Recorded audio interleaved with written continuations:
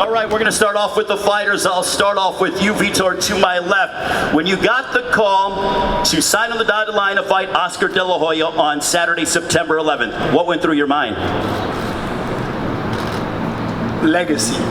First thing came into my mind is legacy. Legacy is something that you live not only for you, but for the next generation. And I believe, as soon as I heard that, I said, this is the most important fight that I will have in my career. It's fighting, I call him the prophet of boxing. He opened the Red Sea of his sport. I opened the Red Sea of my sport. It's literally colliding. It's going to be a war, like Ryan said. It's a real fight. We're not here to dance. Both of us, we have history of being knockout artists, and we're looking to bring the fight. And this is going to be the fight that we're not looking to sell tickets, we're looking to break records. And Oscar, with all the respect, he's looking not for easy opponents. He's jumping in with the fierce man in MMA history when talking about knockouts. Well, for you, Oscar, to my right, the golden boy himself, back inside the ring after nearly 13 years.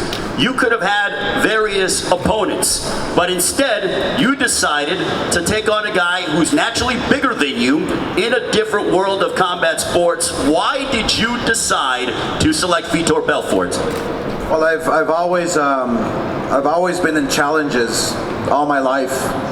I've been fighting all my life, basically since I was 5 years old, so I've had every challenge in the book. I've fought the very best, from Pacquiao to Mayweather to Hopkins to Julio Cesar Chavez. I wanted a different challenge, a challenge that's going to take my mentality,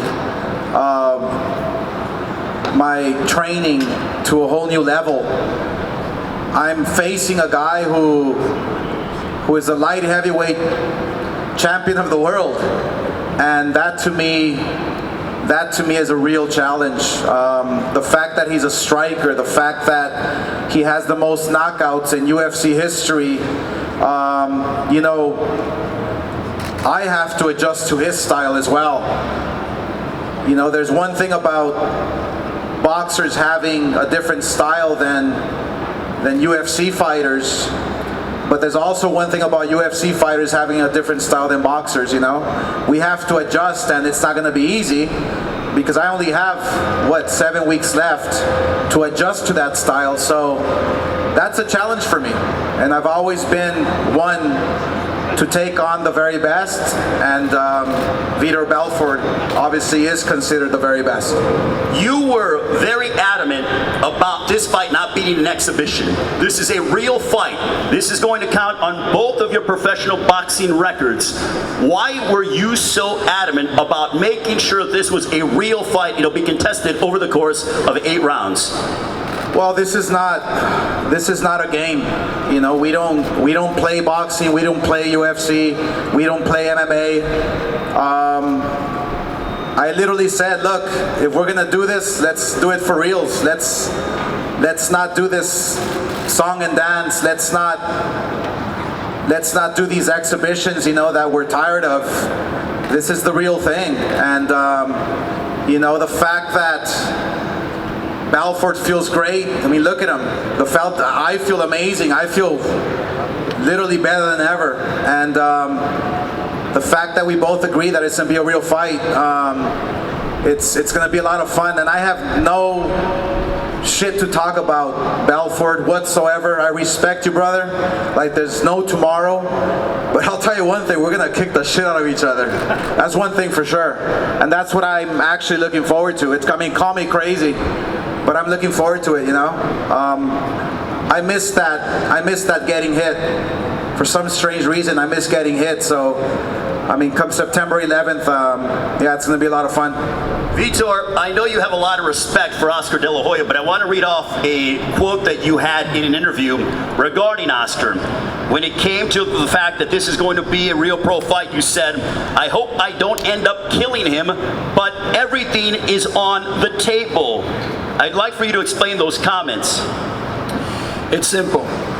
when a Navy SEAL go overseas, he's having joy on what he does.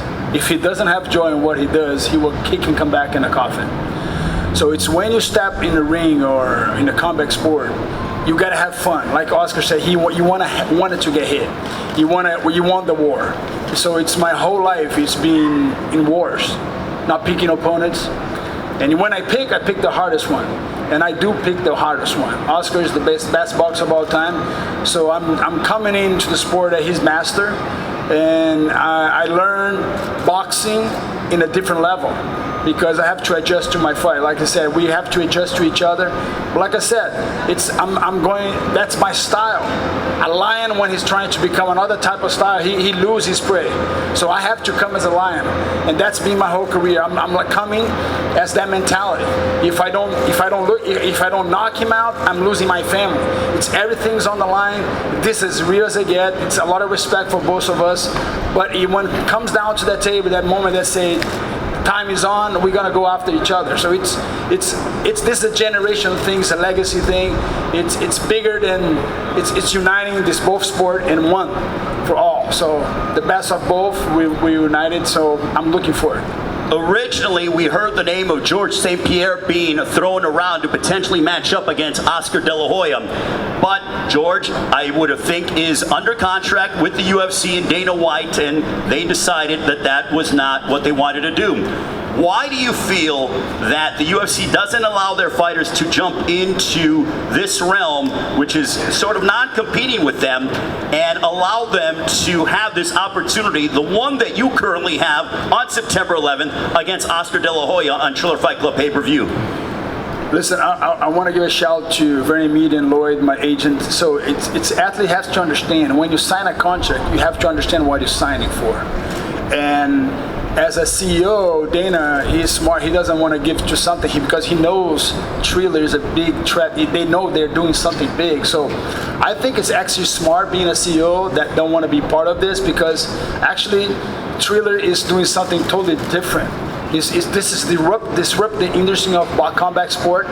So, and I see as a positive, but also athletes have to be careful, because when you sign a contract, you got to know your value, what you're signing for, and what you're in it. So, and now that people wanted to come out, but they have a contract, they cannot leave their contract. So, I see that my word has more power than my signing. But when you go sign, you literally got to see your agency, your team, and see what I'm doing for. And this is what I want 10 years, 5 years from now. So I'm very glad that Triller with Ryan, they disrupting the industry. We open a new ocean. We open the Red Sea. And right now, the ring is here, the Staples Center, in the midst of these two waters on the side. So the two greatest combat athletes are going to go after each other. So I'm so glad I'm in it.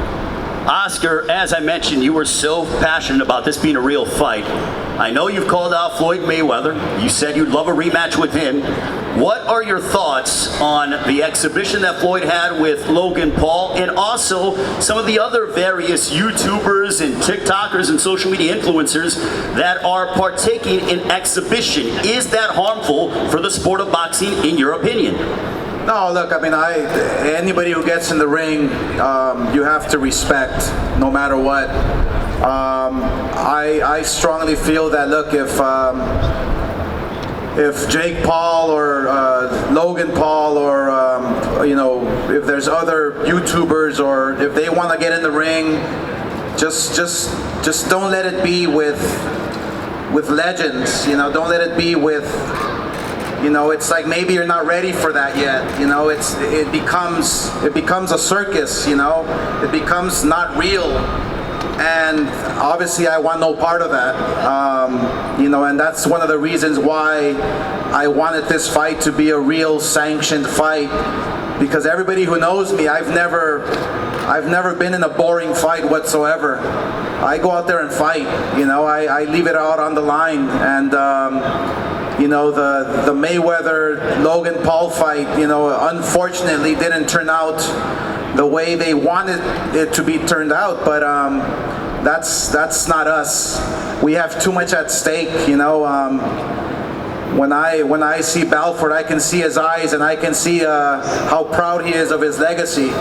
And I feel that same way too, so I respect that. And that's why I can say with true honesty that, yeah, we're gonna fucking beat the shit out of each other. Yes, it's gonna be a lot of fun, but that's what we love doing, you know? And that's what drives us, you know? So I'm looking forward to it. I really am. Oscar, another driving influence could be potentially the odds came out for this fight, and Vitor Belfort is a slight favorite. Does that surprise you?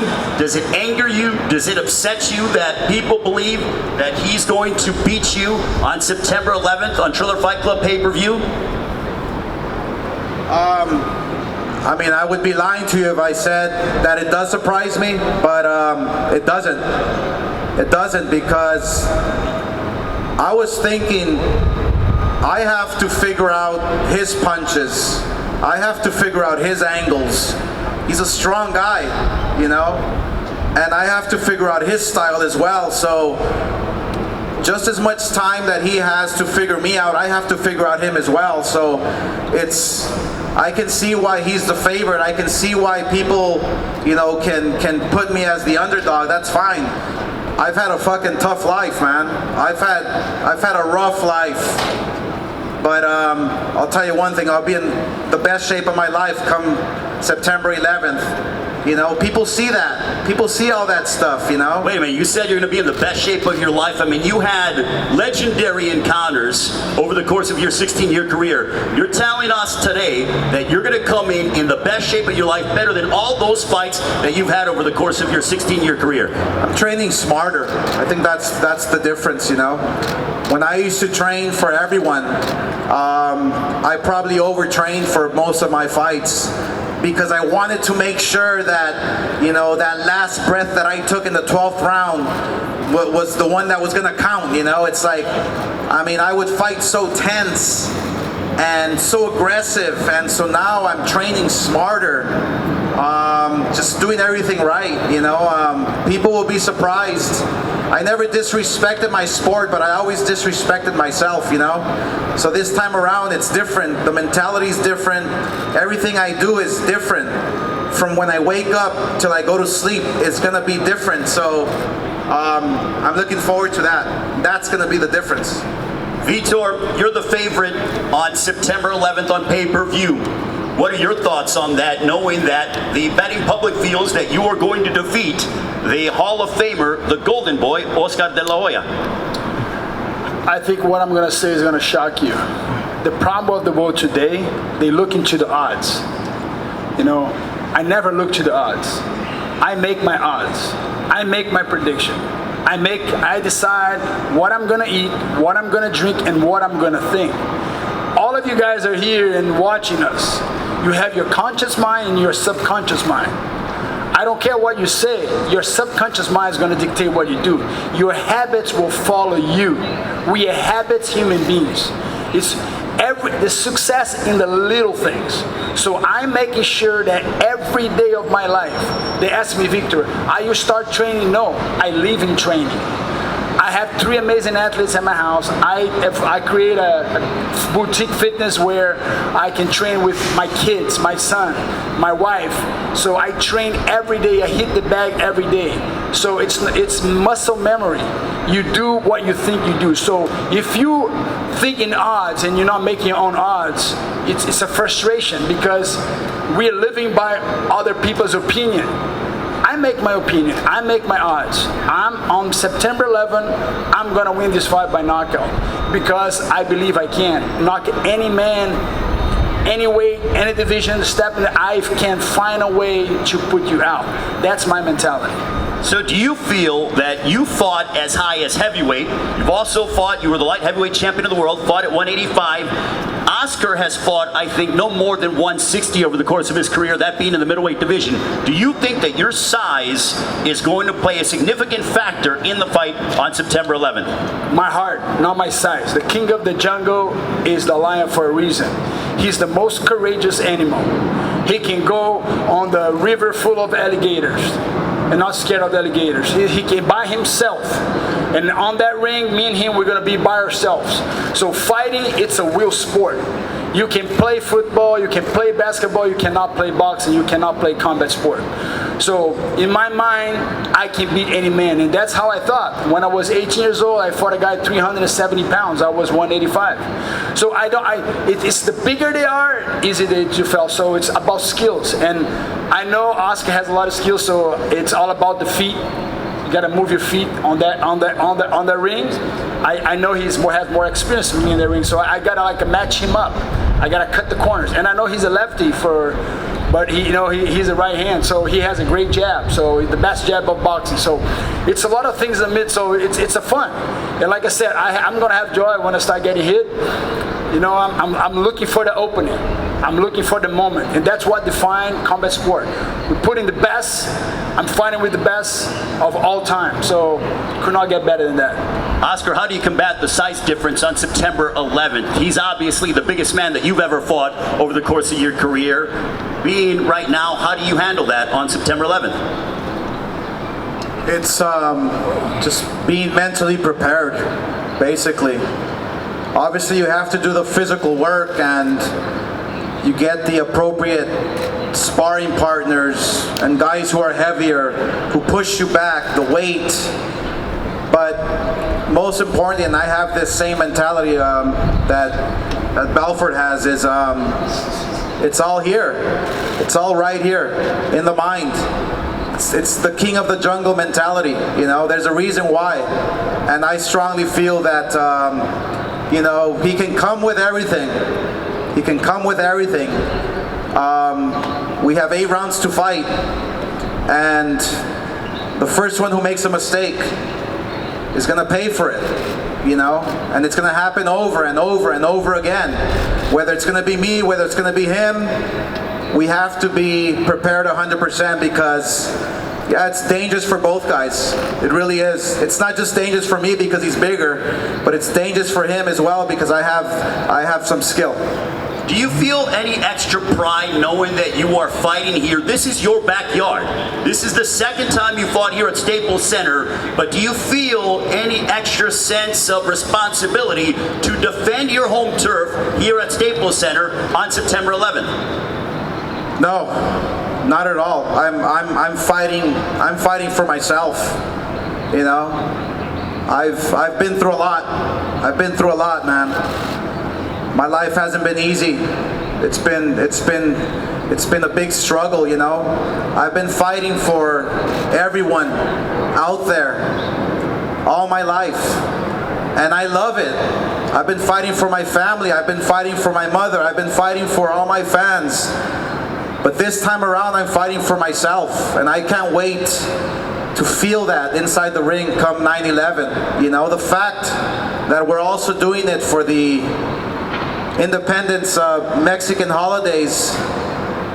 But I just thought about how we're also doing it for 9/11. It falls on 9/11, It's special. It's a reminder. Let's fight. Let's continue fighting. So yeah, who am I doing it for? I'm doing it for myself. And that's a reminder to everybody that we must do it for ourselves. Vitor, round of applause for Oscar de la Hoya.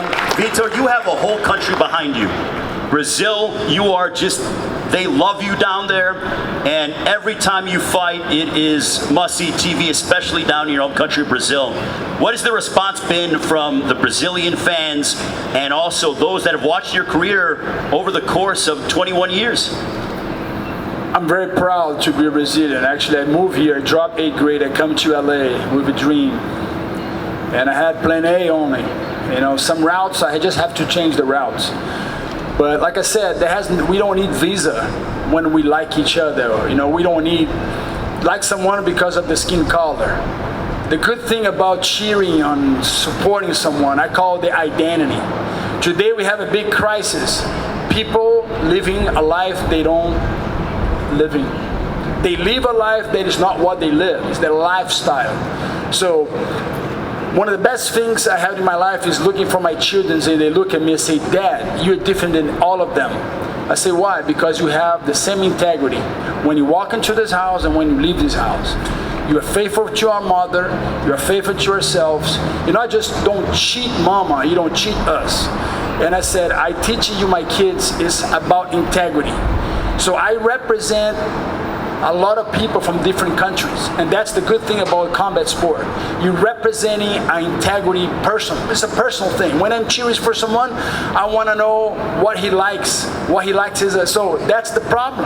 When you have a double life, double agent life, you come into identity crisis. And I understand that we all deal with that. But every action that you do today is going to influence you tomorrow. Every action that you take today is going to influence your tomorrow. So I'm representing every country. I'm representing the Brazil, the Americans, the Russians, everyone. Not just me, but Oscar. We're representing not just a country. We represent a stake of what we did in the past and what we're about to do in the future. So it's going to be a legacy thing. What would beating Oscar De La Hoya on September 11th mean to you? Remember that it's a process. It's not going to be something that, oh, I'm surprised. No, I'm coming to this fight because I know I can. So nothing will surprise me. So when you know what you're capable to do, you just got to see it in your head first. It's seeing, believing, and achieving. So everything you see first, you believe, and then you go and put it into action. Oscar, have you thought about the emotions you're going to feel like when you make that ring walk and this place is packed at Staples Center and you're making that long walk that you've made so many times over the course of your career after over a decade being away from the ring? Have you sort of had a thought process behind what that is going to feel like? The emotions, the energy, the excitement, the nerves? No, I mean you can't really feel that until you're there, you know. I know it's going to be different than all my other fights because I was fighting for the wrong reason. Yeah, this one's going to be special. It's going to be one for the ages. Yeah, just walking into this room, I couldn't hold myself and I got stupid emotional, you know. Yeah, it's gonna be different. Assuming all goes well on September 11th, is this the return of Oscar De La Hoya? I've read comments that you said that 2 fights and then I have no problem fighting Canelo Alvarez. I will never disrespect you know, the fighter I have in front of me, you know. Never have all my life, no matter who it was, because inside this ring you never know what's going to happen. You never know, you get knocked out, you lose, whatever. Plans change. So yeah, do I have a plan, a long-term plan, a short-term plan? Yes, it's nice to prepare, but it's never nice to disrespect. So I'm gonna do what I have to do in order to take myself to that next one, to the next level, and challenge myself and continue to face the toughest challenges in my life. Yes, do I want to fight Floyd again? Absolutely. Would I want to fight Canelo? Why not?